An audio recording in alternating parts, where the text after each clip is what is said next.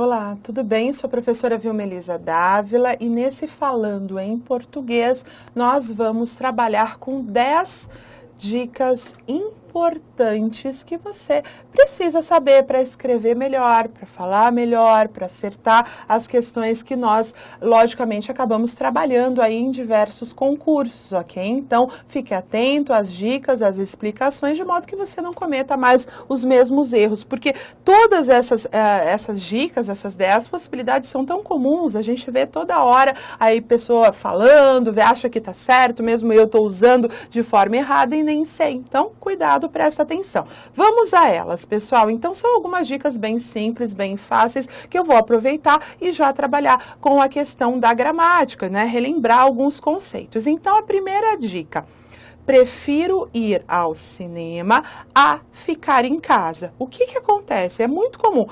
Eu prefiro sorvete do que picolé, eu prefiro cinema do que teatro. Então, é muito comum, no lugar desse A aqui que você tem como o correto, então essa forma aqui é a correta, tudo bem? Você ter muito, né? Você presenciar muitas vezes a substituição, o mau uso desse A por esse do que. Então, prefiro ir ao cinema do que ficar em casa. Quantas vezes você já não ouviu falar, né? Ou mesmo você falou dessa forma. Então, quando temos o verbo preferir, eu prefiro uma coisa a outra. Então, a forma adequada é você utilizar este a aqui e não o do que. Está errado. Tudo bem? Por que, professor, está errado? Porque a regência do verbo preferir, eu prefiro uma coisa a outra. Eu necessito usar a preposição a e não o do que. Tudo bem? Então, essa é a primeira dica, muito comum a gente ouvir falar e mesmo fazer uso de uma forma que é incorreta. Então, você guarda. Tem o verbo preferir, prefiro uma coisa a outra e não do que outra, está incorreto. Então, a forma correta é a. Tudo bem? Vamos à segunda dica. Vamos lá.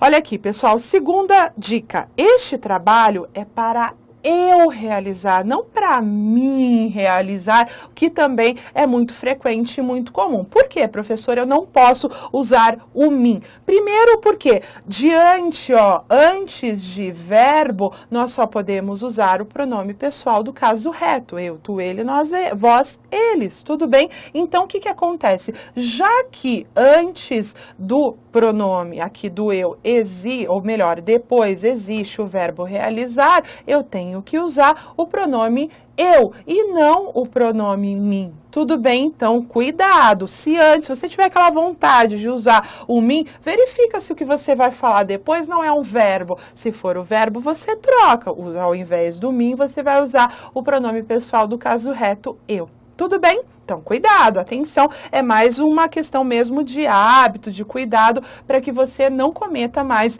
esses deslizes. Tudo bem? Vamos lá.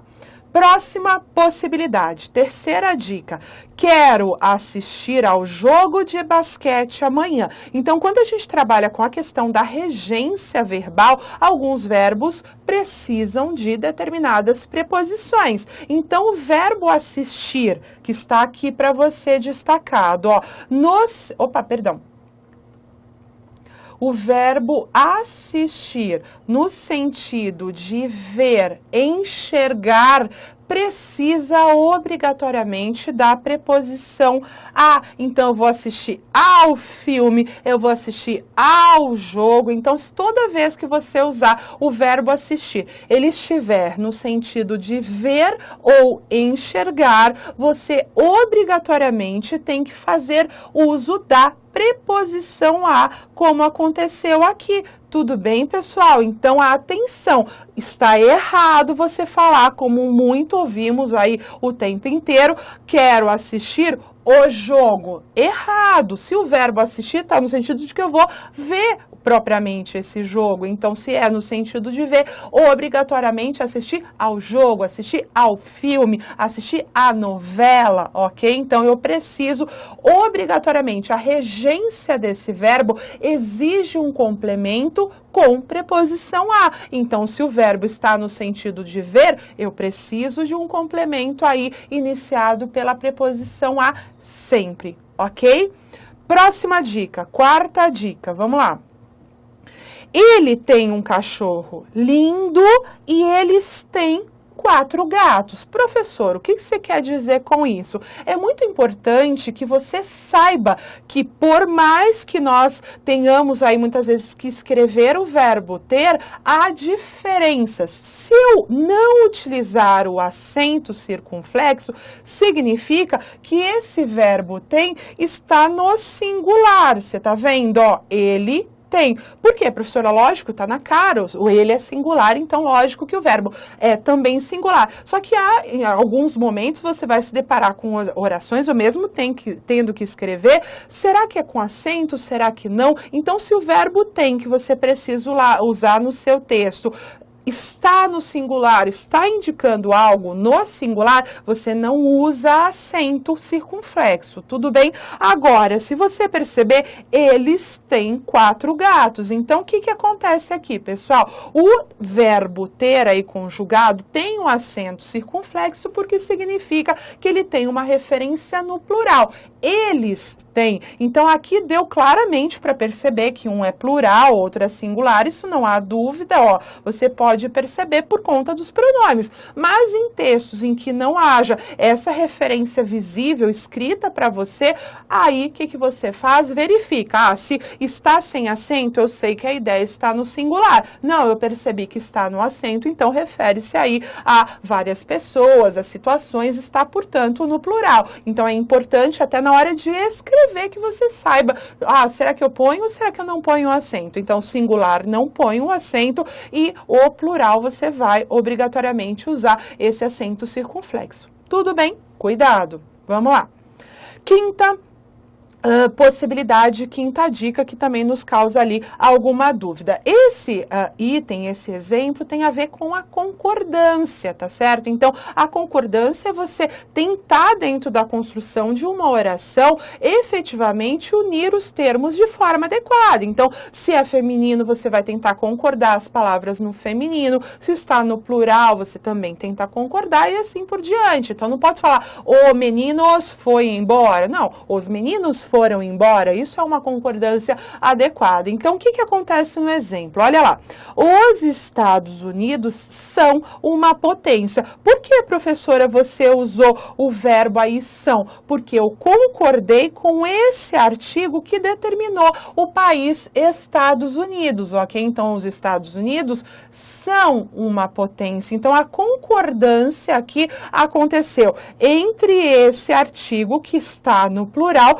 com o verbo que também, lógico, deverá ficar no plural. Tudo bem? Então, cuidado e atenção. Se esse substantivo, se esse sujeito ali da oração está determinado por um artigo dentro das regras de concordância, principalmente naqueles que se refiram a países, lugares, você tem que ficar atento em relação à presença ou não do artigo. Tudo bem? Então, se há o artigo plural, logicamente o verbo vai para o plural também. Tudo bem? Vamos lá a mais 5 dicas, pessoal. Atenção. Primeiro, professora, eu tenho algumas dúvidas, às vezes a gente faz errado e nem sabe, né, nem percebe. O que acontece? Ó, iremos à reunião às 20h. Ponto. Então, essa aqui, pessoal, vou destacar para você, é a forma correta de abreviar horas e não HS ou HRS. Tudo bem? Então, tenha atenção, uma bobagem, alguma coisa que, de repente, no trabalho, estou ali escrevendo, tenho dúvidas, ou seja lá o que for, então você já sabe. Se eu tiver que abreviar horas, ponto. Tudo bem, então já tenho ali a abreviação e não HS ou HRS ou sei lá qualquer outra invenção. Cuidado, tá? Então a gente finalizou 20 horas, ponto é o local, né? O horário que eu vou ter esse encontro, ok? Então, atenção ali, porque é uma bobagemzinha que a gente nem sabe como que é mesmo que faz, e aqui tá a dica. Tudo bem? Vamos lá para a 7ª possibilidade, 7ª dica.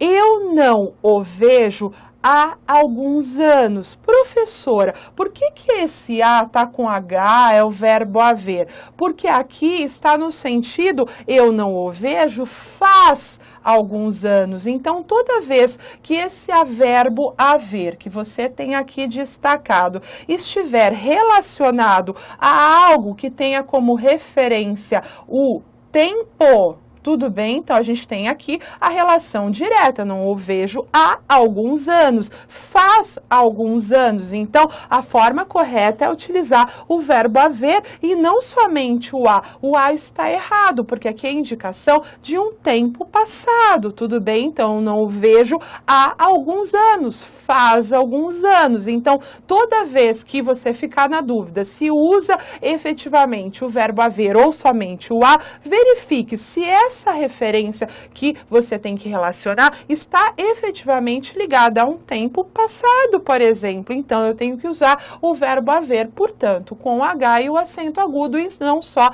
com o A. Tudo bem? Vamos lá. Próxima possibilidade, oitava dica. O texto dá margem a várias interpretações. Então, é muito comum aqueles que, lógico, não conhecem efetivamente as regras de crase, do uso propriamente desse acento indicativo de crase, colocar, a hora que achar, não, eu acho que tem, então vou colocar, fica mais bonito, vai errar. Primeiro, por quê? Porque nesse caso, professora, por que está errado usar o A com esse acento indicativo de crase? Primeiro porque nunca, segundo as regras gramaticais e principalmente relacionadas à crase, eu não posso usar o sinal indicativo de crase diante de palavras que estão no plural. Tudo bem? Então, ó, plural, ok? Então, eu não posso fazer uso do sinal indicativo de crase diante de palavra no plural. E se você reparar, o que aconteceu? Várias está no plural, então eu não posso usar, mesmo que, nossa, professora, eu percebi que o verbo precisa de preposição, percebi que também tem ali a presença do artigo, só que, segundo a regra, eu não consigo e não posso usar o sinal indicativo de crase antes de palavras que estejam no plural. Como, professora? O a no singular e a palavra seguinte no plural. Não posso, tudo bem? Mas, professora, se tivesse esse as aí no plural, aí até haveria uma possibilidade em outras situações. Mas se o a, esse a que você acha que tem que colocar o sinal indicativo estiver no singular e a palavra seguinte no plural, não se usa o sinal indicativo de crase. Atenção. Tudo bem? Vamos lá. Nona dica. Muito comum também acontecer. Desejo que vocês viajem bem. Professor, eu nunca sei se eu uso viagem com J ou viagem com G. Quando a gente usa o viagem aqui, como está escrito com J, eu estou me referindo ao verbo viajar, tudo bem? Então, desejo que vocês viajem bem. Então, a função desse termo aqui é ser um verbo, tudo bem? Então, ele exerceu o papel de um verbo, que vocês viajem, que eles viajem bem. Então, se você percebeu que a função, que o papel desse viagem é ser um verbo dentro da oração que você precisa analisar, ele deve ser escrito com J. Não, professor, eu percebi que esse viagem, na verdade, refere-se a um substantivo. A viagem foi legal, foi bacana. Então, o que vai acontecer? Você vai reparar que esse viagem aqui exercerá, portanto, a função de um Vamos lá. Ele vai exercer aqui, ó, aqui um minutinho. Ele vai exercer a função de um substantivo. Tudo bem? Então, a viagem foi legal, foi bacana. Então, esse substantivo normalmente vai vir acompanhado de um artigo definido. Ou uma viagem feita por nós no passado foi bacana. Então, a função ali do viagem é ser substantivo. Então, eu devo escrever esse substantivo com G e não com J, tá? Fica atento, por favor. E a 10ª dica de hoje é, em princípio, concordo com você. É muito comum, professor, eu não sei usar se é em princípio ou a princípio. O em princípio, como está ali, significa em tese. Em tese, eu concordo com você. Então, sempre que você puder substituir, tiver dúvida em princípio ou a princípio, então você verifique. Em tese concordo com você, você usa em princípio. Agora, se no trecho couber a ideia do a princípio, significa que no início, então a princípio ela foi embora, então no início ela foi embora, tudo bem? Então você tem que fazer essa substituição. Em princípio significa em tese e a princípio no início. Basta você tentar substituir por uma ou outra ideia, que aí você vai perceber qual é a forma mais adequada. Tudo bem? Essas foram as 10 dicas importantes para você escrever melhor, para você perceber a função, logicamente, ali da escrita bem feita, correta, para, logicamente, usar adequadamente a nossa língua portuguesa, ok? É isso, obrigada.